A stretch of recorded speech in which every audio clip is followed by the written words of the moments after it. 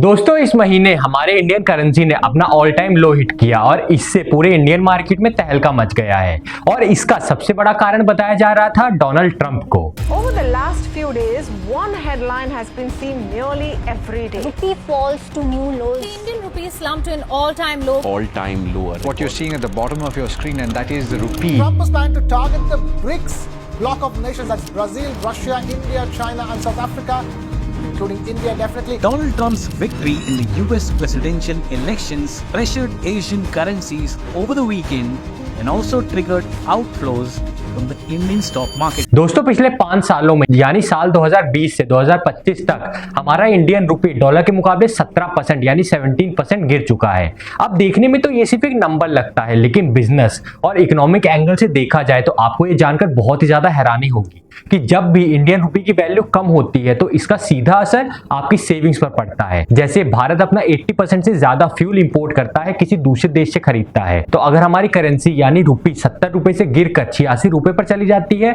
तो जो पेट्रोल आपको 85 या फिर 90 रुपए की कीमत में मिल रहा था वो पेट्रोल आपको 100 रुपए से भी ज्यादा के प्राइस पर मिलेगा। और अगर डॉलर सिर्फ 0.5 रुपए से भी बढ़ जाता है, यानी कि अगर उसका प्राइस 80 से लेकर 80.5 डॉलर भी हो जाता है फॉर एग्जांपल के लिए, तो इसका असर हमारी जिंदगी पर काफी ज्यादा पड़ता है। सोचिए भारत हर साल 160 बिलियन डॉलर्स का क्रूड ऑयल इंपोर्ट करता है, तो अगर डॉलर की वैल्यू 0.5 रुपए बढ़ेगी तो हमारा ऑयल इंपोर्ट का खर्चा भी 8000 करोड़ यानी कि लगभग 1 बिलियन डॉलर्स तक बढ़ जाएगा। और ये सिर्फ ऑयल की बात है, सोचिए पेट्रोल और डीजल के दाम के बढ़ने का सीधा असर ट्रांसपोर्टेशन कॉस्ट पर पड़ता है और जब ट्रांसपोर्टेशन कॉस्ट महंगा हो जाता है तो ग्रोसरीज, वेजिटेबल्स और डेली यूज आइटम्स का भी दाम बढ़ जाता है। तो आसान भाषा में आपको बताऊं तो रुपए की वैल्यू के गिरने से भारत में महंगाई बढ़ जाती है और इससे आम आदमी को तकलीफ होती है। और इसीलिए ये सिर्फ एक नंबर नहीं दोस्तों, ये भारत की इकोनॉमी, बिजनेसेस और आम इंसान की जिंदगी सब कुछ इंपैक्ट करता है। तो सवाल ये है कि आखिर हर साल इंडियन रुपी गिरता क्यों जा रहा है, इसका भारत की इकोनॉमी पर क्या असर पड़ता है, आरबीआई रुपी को बचाने के लिए क्या कर सकता है और क्या कर रहा है, और डोनाल्ड ट्रंप का रुपी से क्या लेना देना है। आइए बात करते हैं इन सभी के बारे में आज के इस इंडियन इकोनॉमिक लेसन में। तो चलिए शुरू करते हैं इस इकोनॉमिक वीडियो को। दोस्तों जैसा मैंने आपको पहले बताया कि पिछले 5 सालों में इंडियन रुपी 17% तक गिर चुका है। ये जो 17% का गिरना है ये सिर्फ इंडियन रुपए के साथ नहीं बल्कि ये कई सारे देशों की अलग अलग करेंसीज यानी कि अलग अलग नोट्स के साथ भी हुआ है और अभी होता ही जा रहा है। लेकिन सवाल उठता है कि ऐसा क्यों है, क्योंकि कोविड के बाद ऑयल प्राइसेस बढ़ गए हैं, यूएस ने डॉलर प्रिंट करना शुरू कर दिया है बहुत तेजी से, और रशिया यूक्रेन वॉर की वजह से दुनिया के सारे देश अपने बैंक्स में डॉलर रिजर्व बढ़ाने लगे थे, क्योंकि वॉर के वक्त डॉलर को एक बहुत ही सेफ करेंसी माना जाता है। लेकिन दोस्तों अब सोचने की बात यह है कि अब तो वॉर खत्म हो चुकी है, अब उसका असर लगभग खत्म हो चुका है, तो डोनाल्ड ट्रंप के आते ही ऐसा क्या हो गया जिसकी वजह से रुपए की वैल्यू इस साल के शुरू होते ही रिकॉर्ड लो पर आ गई। दोस्तों रुपए के गिरने के पीछे इंटरनल और एक्सटर्नल दोनों रीजंस हैं। सबसे पहले समझते हैं इंटरनल रीजंस को, यानी कि इंडिया के अंदर क्या दिक्कतें हैं जिसके से रुपए गिरता ही जा रहा है। पहला कारण आता है ट्रेड डेफिसिट। दोस्तों अगर आपको बिल्कुल सिंपल सी आसान भाषा में समझाऊं तो ट्रेड डेफिसिट का मतलब यह होता है कि एक देश के एक्सपोर्ट यानी निर्यात और इंपोर्ट यानी आयात में कितना डिफरेंस है। अब ये डिफरेंस या तो पॉजिटिव होगा या फिर नेगेटिव होगा। फॉर एग्जांपल अगर एक देश 100 बिलियन डॉलर्स का सामान एक्सपोर्ट करे और उसके बदले 150 बिलियन डॉलर्स का सामान इंपोर्ट कर ले तो ये trade deficit export minus import यानी 100 बिलियन माइनस 150 बिलियन हो जाएगा, जिसका मतलब है कि आपका trade deficit minus 50 billion dollars पर आएगा, जो एक नेगेटिव नंबर है। और अगर वही एक देश 100 बिलियन डॉलर का सामान एक्सपोर्ट करके सिर्फ 50 बिलियन डॉलर का सामान अपने अंदर इंपोर्ट करता है तो ये नंबर 50 बिलियन डॉलर्स की पॉजिटिव डेफिसिट में खत्म होगा, जो किसी भी देश के लिए बहुत ही अच्छा, बहुत ही पॉजिटिव नंबर होता है। तो अब समझते हैं भारत का केस क्या है इन सब चीजों के मामले में। दोस्तों फाइनेंशियल ईयर 2024 में हमने 853.8 बिलियन यानी कि 853.8 बिलियन डॉलर्स का सामान इंपोर्ट किया था, यानी कि अपने देश में मंगाया था, और सिर्फ 778 यानी कि 778.2 बिलियन डॉलर्स का सामान अपने देश से निर्यात किया था यानी कि एक्सपोर्ट किया था। तो हमारा ट्रेड डेफिसिट होता है माइनस 75.6 बिलियन डॉलर्स। अब जब इंपोर्ट ज्यादा होते हैं तो हमें उनकी पेमेंट्स करने के लिए डॉलर्स की जरूरत होती है, क्योंकि कोई भी देश आपका खुद की करेंसी यूज नहीं करेगा। अगर आप रशिया से तेल खरीद रहे हो तो आपको उनको डॉलर्स देने पड़ेंगे, ना वो रूबल्स लेंगे आपसे, ना ही वो रुपीज लेंगे, वो सीधा आपसे डॉलर्स लेंगे। और ऐसा ही हर एक देश करता है, लगभग दुनिया का 90% ट्रेड डॉलर्स के हिसाब से ही होता है। और इसीलिए जब जैसे जैसे आपके ट्रेड डेफिसिट की वैल्यू बढ़ती जाएगी, आपको उसको कवर करने के लिए डॉलर्स का इस्तेमाल करना पड़ेगा। इससे डॉलर्स की डिमांड बढ़ती है और रुपीज की और उसके साथ और बाकी छोटी करेंसीज की डिमांड नीचे जाती है, जिसकी वजह से रुपये की वैल्यू नीचे गिर जाती है। फॉर एग्जाम्पल 2022 में हमारे देश में लगभग 85% क्रूड ऑयल जो था बाहर से किसी और देश से इंपोर्ट हो रहा था। अब 2022 के शुरुआत में रशिया यूक्रेन वॉर की वजह से क्रूड ऑयल का प्राइस $75 पर बैरल से बढ़कर $120 पर बैरल तक हो गया था। मतलब इंडिया को अब उसी एक बैरल ऑफ ऑयल के लिए $45 ज्यादा देने पड़ रहे थे। और आप सुनकर यकीन नहीं करोगे कि भारत लगभग हर दिन 50 lakh barrel of oil import करता है। तो अब जितनी भी सारी बड़ी बड़ी इंडियन कंपनी जैसे कि रिलायंस, एशियन पेंट्स और जो भी सारी बड़ी बड़ी कंपनीज हैं जो भी ऑयल इंपोर्ट करती थी, उन्हें रिजर्व बैंक से हर बैरल के लिए $45 एक्स्ट्रा खरीदने पड़ रहे थे। और ये जो $45 की पेमेंट है, ये पेमेंट होती है इंडियन रुपीज में। तो ट्रेडर क्या करते हैं, ट्रेडर जाएंगे आरबीआई को रुपीज बेचेंगे और आरबीआई से जाके डॉलर्स ले लेंगे। और दोस्तों इसी चक्कर में, इसी पूरे प्रक्रिया में, इसी पूरी साइकिल में जो डॉलर की वैल्यू होती है वो बढ़ती जाती है और इंडियन रुपए की वैल्यू कम होती जाती है। और ऐसा सिर्फ इंडिया में नहीं हो रहा था, ऐसा दुनिया भर के हर देश में हो रहा था। हर देश के अपने अपने ट्रेडर्स, बड़ी बड़ी कंपनीज रुपीज को बेच रहे थे, उसके बदले में डॉलर खरीद रहे थे। इसीलिए वॉर के बाद इंडियन रुपए के साथ साथ बाकी सारी करेंसीज भी डॉलर के मुकाबले डेप्रिशिएट होने लगी, कम होने लगी।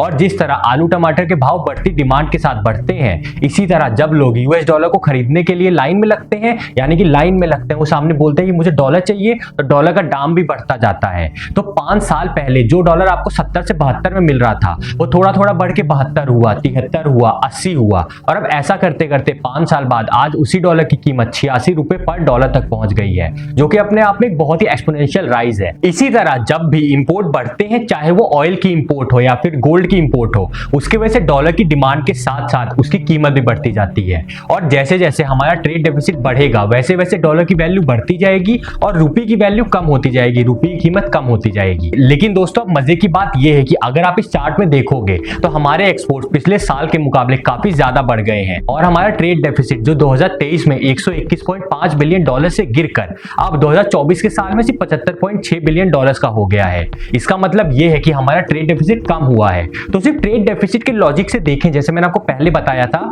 तो उस हिसाब से तो रुपये की वैल्यू बढ़नी चाहिए, कम नहीं होनी चाहिए। पर जहां हम देखें तो अगर पिछले 1 साल में देखें तो रुपये की वैल्यू अभी भी गिरती ही जा रही है। लेकिन दोस्तों फिर यहां सवाल उठता है कि ऐसा क्यों नहीं हो रहा। दोस्तों करेंसी फ्लक्चुएशन का दूसरा बड़ा कारण आता है जिसे कहते हैं इंटरेस्ट रेट। अब इसे एक सिंपल एग्जांपल के साथ समझते हैं। दोस्तों मान लीजिए कि आपके पास 10 करोड़ रुपए हैं और आपको कहीं ना कहीं उसे इन्वेस्ट करना है और आपके पास 2 बैंक्स के ऑप्शन है। एक बैंक इंडिया में आपको 6.5% का इंटरेस्ट दे रहा है, तो वहीं यूएस में एक बैंक आपको 4.5% का इंटरेस्ट देगा। तो आप मुझे खुद बताओ कि आप अपना पैसा किस बैंक में इन्वेस्ट करना ज्यादा पसंद करोगे। तो यहाँ एक सिंपल सी चॉइस आती है, सिंपल सा आंसर आता है कि क्योंकि इंडिया का बैंक ज्यादा आपको इंटरेस्ट दे रहा है, 6.5% का इंटरेस्ट दे रहा है, तो सब लोग अपना सारा पैसा उसी बैंक में इन्वेस्ट करेंगे। और इस हिसाब से तो इंडियन रुपए की वैल्यू बढ़नी चाहिए, क्योंकि बाहर से लोग भी इंडिया में इन्वेस्ट करेंगे, क्योंकि हम यहाँ पर ज्यादा इंटरेस्ट दे रहे हैं। लेकिन फिर भी रुपए की वैल्यू गिरती क्यों जा रही है। दोस्तों यहीं पर आता है एक और कारण और उसे कहते हैं इन्फ्लेशन यानी महंगाई।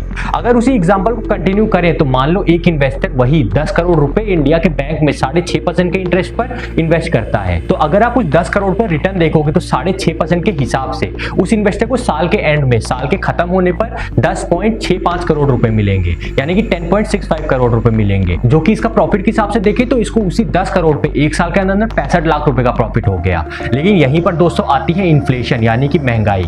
इंडिया का इन्फ्लेशन रेट ऑन एवरेज 6% पर है, यानी चीजों का दाम हर साल 6% से बढ़ जाता है। फॉर एग्जाम्पल अगर एक गाड़ी इस साल 10 लाख रुपए की है तो अगले साल तक वही गाड़ी 10.6 लाख रुपए की हो जाएगी। और इसकी वजह से जो इन्वेस्टर का रियल रिटर्न है वो भी कम हो जाता है, क्योंकि जो इन्वेस्टर का रियल रिटर्न होता है वो इंटरेस्ट रेट माइनस इन्फ्लेशन करके कैलकुलेट मिलता है।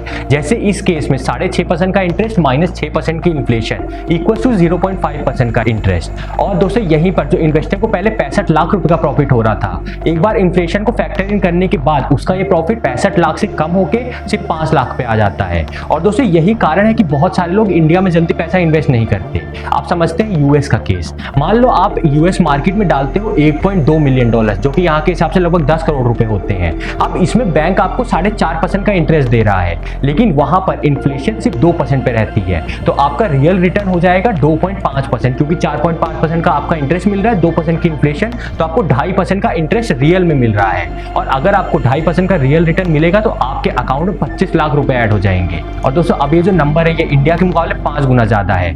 और यही कारण है कि लोग इंडिया में पैसा ना इन्वेस्ट करके जाते हैं बल्कि यूएस मार्केट में या फिर यूएस बैंक्स में इन्वेस्ट करते हैं, क्योंकि वहां पैसा इन्वेस्ट करना ज्यादा फायदेमंद रहता है। और जब इंडिया से पैसा निकलेगा और यूएस में इन्वेस्ट होगा तो ट्रेडर्स डॉलर्स खरीदेंगे और इंडिया में इन्वेस्टर्स रुपीस को बेचेंगे, तो डॉलर्स की डिमांड बढ़ेगी और रुपये की वैल्यू कम होती जाएगी और डॉलर अप्रिशिएट होगा, यानी कि डॉलर की वैल्यू बढ़ती जाएगी और रुपये धीरे धीरे नीचे आता ही जाएगा। दोस्तों इसके बाद आता है तीसरा कारण, जो है stock market and bond market. अब आप मुझे बताओ, आपके पास 2 मार्केट्स हैं। एक मार्केट है जो काफी स्टेबल तरीके से ऊपर जाता जा रहा है और दूसरा मार्केट है जो ऊपर नीचे ऊपर नीचे ऊपर नीचे होता जा रहा है। तो आप मुझे खुद ही बताओ कि आप अपना पैसा कहां लगाओगे। आप जरूर स्टेबल मार्केट में पैसा इन्वेस्ट करोगे, क्योंकि जो फ्लक्चुएशन वाला मार्केट होता है उसमें आपका पैसा डूब सकता है। और यही चीज इंडियन और यूएस मार्केट्स में भी हो रही है और यही फॉरेन इन्वेस्टर्स के साथ भी होता है। अगर फॉरेन इन्वेस्टर्स को लगता है कि इंडियन मार्केट स्टेबल और प्रॉफिटेबल है तो वो इंडिया में पैसा लगाएंगे। इससे डॉलर का इनफ्लो बढ़ता है और रुपी स्ट्रांग होता है। लेकिन अगर उनका कॉन्फिडेंस कम होता है तो वो पैसा निकाल लेते हैं, जिससे रुपये की वैल्यू कम हो जाती है।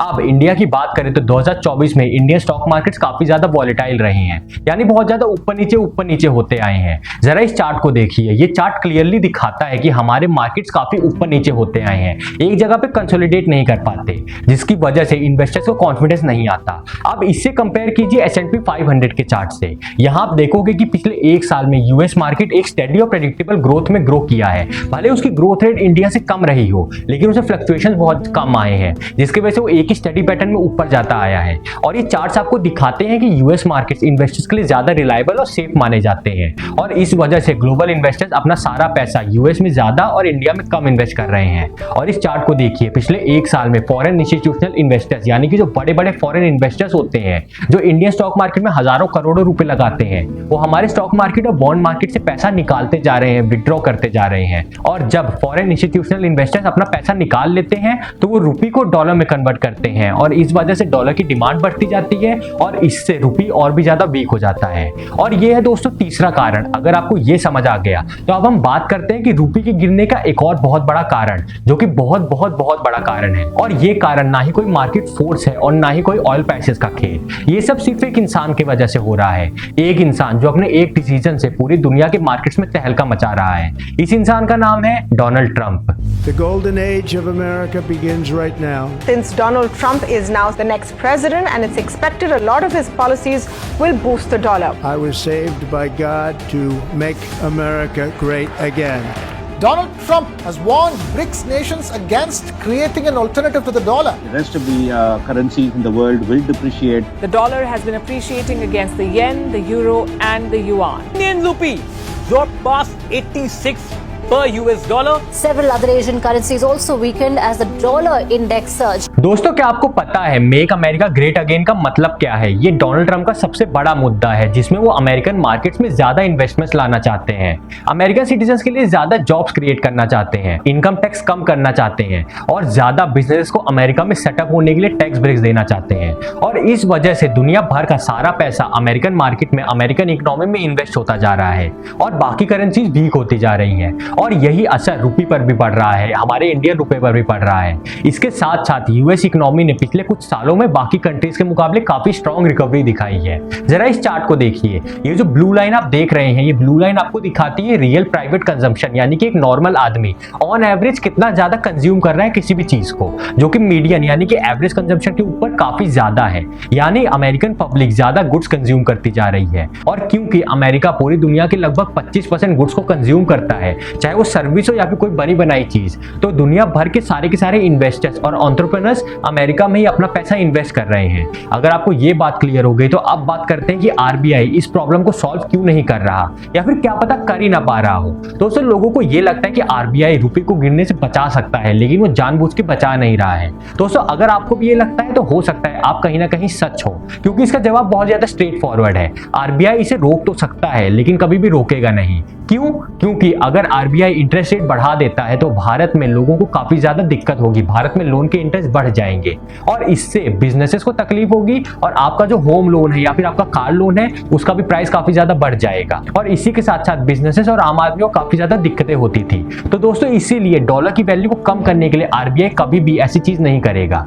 अगर उन्होंने ऐसा किया तो अभी तो आपको ऐसा लग रहा हो कि डॉलर से हमें बहुत दिक्कत है डॉलर के बढ़ने से, लेकिन अगर आरबीआई ने इस चीज को टैकल करना शुरू कर दिया तो आपकी दिक्कतें और ज्यादा बढ़ जाएंगी। और अगर आरबीआई इंपोर्ट पॉलिसी को टाइट करेगा, बंद कर देगा इंपोर्ट करना चीजें, तो ट्रेडर्स अपना रॉ मटेरियल ग्लोबल मार्केट से खरीद नहीं पाएंगे और इससे एक्सपोर्ट भी कम हो सकते हैं। और तीसरा कि अगर आरबीआई अपने फॉरेक्स रिजर्व से डॉलर बेचेगा, किसी कंपनी को अपने डॉलर बेचेगा तो हमारे डॉलर रिजर्व्स खत्म हो जाएंगे और अगर डॉलर रिजर्व खत्म हो जाएंगे और अगर कल फिर से कोई वॉर हो गई और ऑयल प्राइसेस बढ़ गई यानी कि क्रूड ऑयल के रेट्स बढ़ गए तो हमारे पास तेल खरीदने के लिए डॉलर्स ही नहीं बचेंगे। और यही हाल अभी करंटली पाकिस्तान का हुआ है, उनके पास डॉलर्स या फॉरेक्स रिजर्व के नाम पे कुछ बचा ही नहीं है। मतलब शॉर्ट टर्म सॉल्यूशन देना तो आसान है लेकिन इसका लॉन्ग टर्म इंपैक्ट आम इंसान और बिजनेसेस पर बहुत ज्यादा भारी पड़ सकता है। तो सॉल्यूशन क्या है? अब ये सुनने में काफी ज्यादा आसान लग सकता है कि एक्सपोर्ट्स बढ़ाओ, ईज ऑफ डूइंग बिजनेस को बढ़ाओ, इंडिया में इन्वेस्टमेंट लेकर आओ और रुपये की वैल्यू को बढ़ाओ। दोस्तों ये 4 स्टेप सुनने में जितने आसान लगते हैं करने में उतने ही ज्यादा मुश्किल है। दोस्तों आप डॉलर और रुपये की जंग के बारे में क्या सोचते हैं मुझे कमेंट करके जरूर बताइएगा। अगर आपको वीडियो पसंद आया हो तो वीडियो को लाइक और शेयर करें और ऐसे ही और भी वीडियोस देखने के लिए चैनल सब्सक्राइब करें और मिलते हैं ऐसी किसी और भी इंटरेस्टिंग वीडियो में, ऐसी किसी और भी इंफॉर्मेटिव वीडियो में। तब तक के लिए जय हिंद, जय भारत, वंदे मातरम।